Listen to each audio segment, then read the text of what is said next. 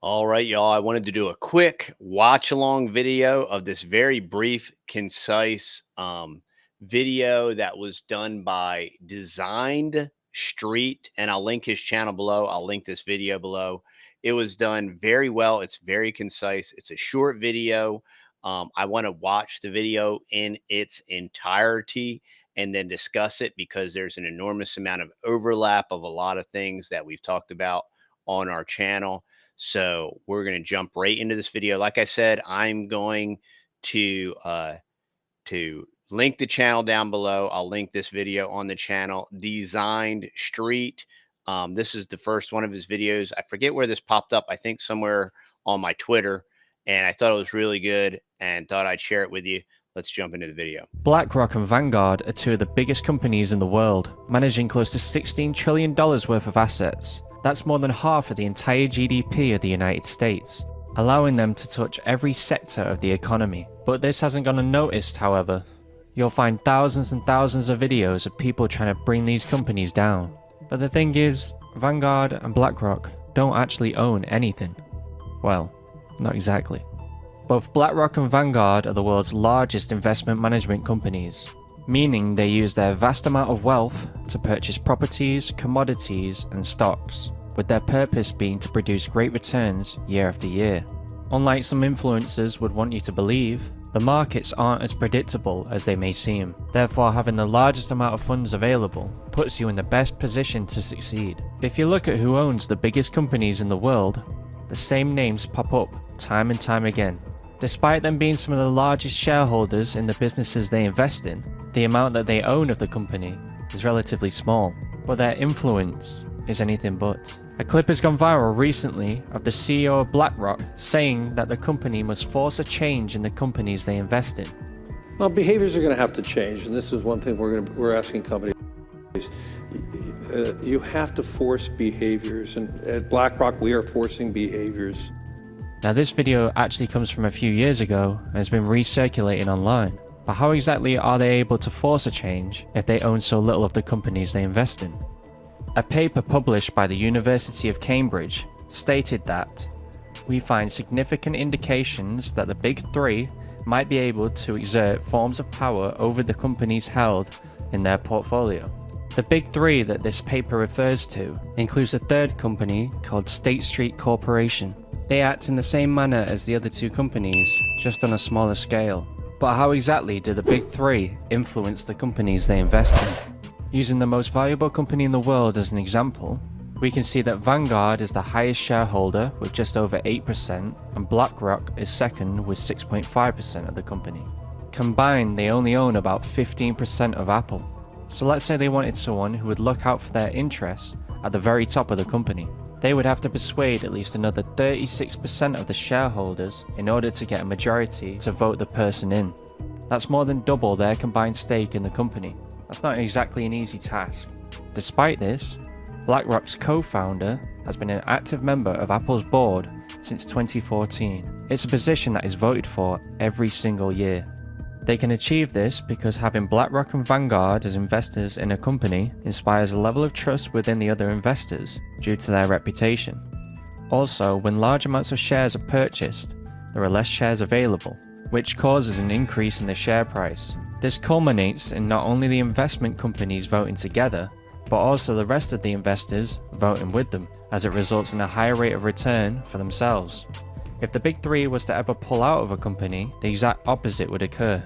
Lowered trust, but more importantly, a lowered share price, applying considerable pressure on the management team who are at the will of the shareholders. How do you force change when it is so incremental and so gradual? How do you do something more radical? And if the leaderships of the firms are not doing the changes, hopefully the board forces that change. And if not, it's going to be the shareholders. You can see how this can easily be manipulated. Now, for the people who already know about these companies, you're probably waiting for me to talk about ESG. That's the environmental, social, and governance policies that BlackRock created to keep companies in line. All of the top publicly traded companies have an ESG score, which assesses how good the company is at these issues.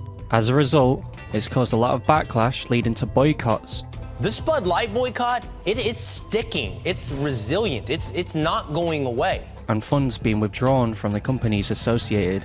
The state of Louisiana announcing it will pull nearly $800 million from Blackrock funds, saying it is making that move over the asset management firm's push to embrace ESG strategies. Even Vanguard has seemingly pulled back from the scheme. Amazingly, despite the huge influence that they have, they don't actually own any of the stock.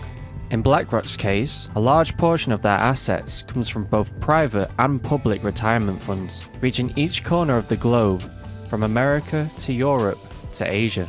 You heard that right, the public's money is being used to make BlackRock more powerful and influential. But it also means that the more money they make, the bigger the pension becomes, as they have an obligation to act in the best interest of their investors. Vanguard is a little different, however, as it's a closed network of investors instead of public funds. In any case, this means that all of the voting rights associated with the stocks aren't in fact theirs, but are instead owned by their investors.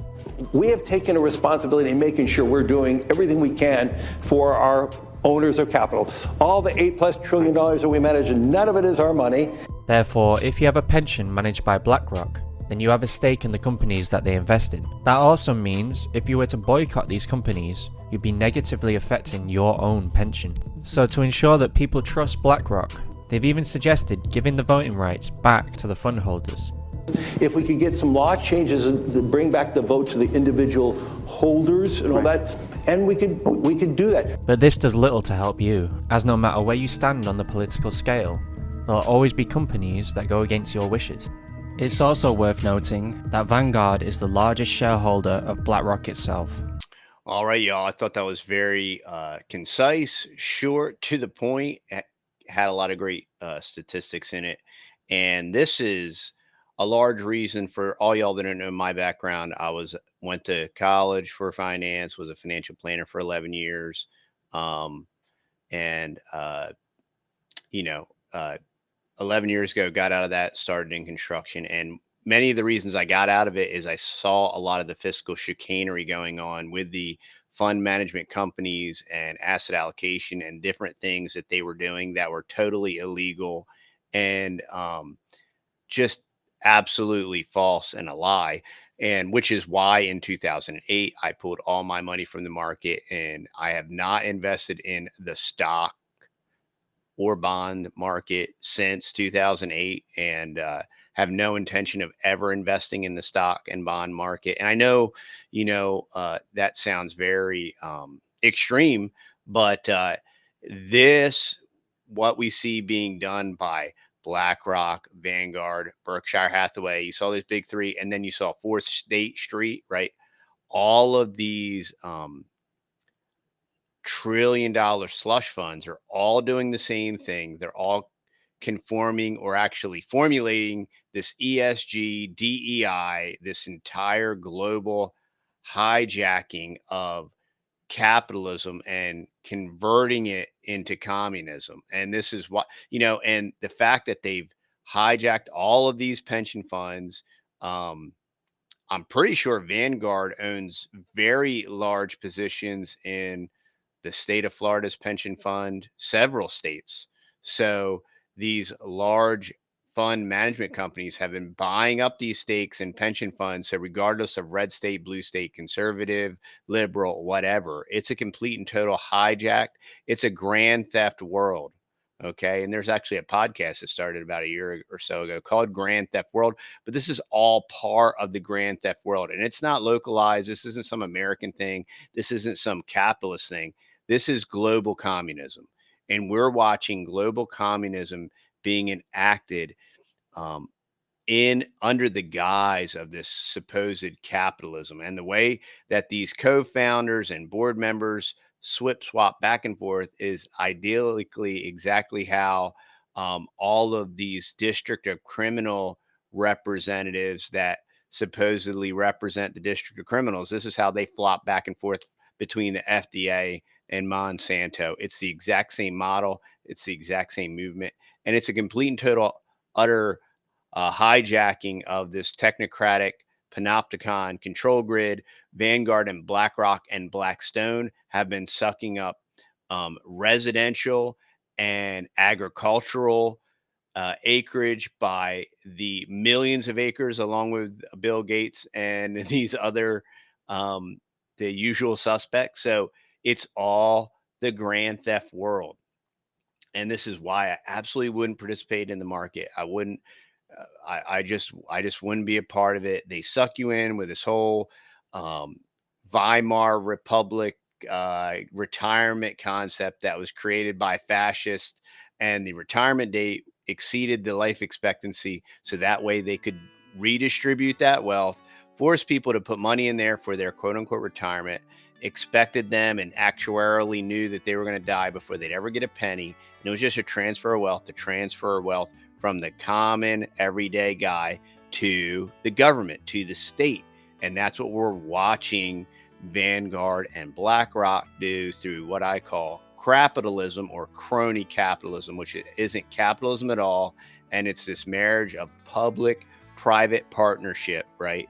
And it's this redistribution of wealth that even the Pope and the Vatican, inclusive capitalism, they all got together, and it's a total hijack. But this is why we need to get back to real things, real assets. We talk about dirt coin and buying dirt and the food 401k. This is why we raise cows. We raise our own food that we eat. We're carnivore now. So we're exclusively raising all of our own beef and pork that we eat. And we've even been able to raise enough to be able to bless others, to sell it to others. What that does is that helps us pay for our hay and our managerial costs of having these animals.